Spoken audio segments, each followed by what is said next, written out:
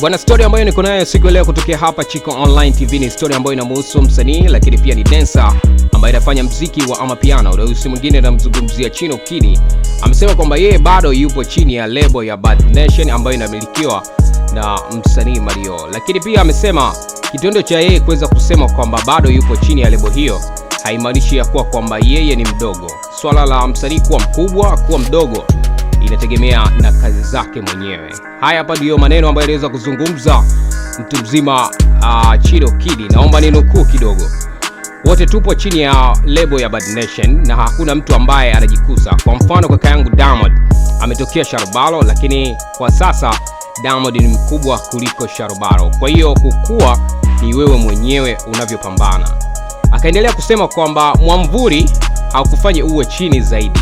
Mwamvuli unakubariki, hivyo unapaswa kuuheshimu, lakini pia usijijaze kuwa kwamba kukaa chini ya mwamvuli ndio utakuwa mkubwa au kuwa mdogo.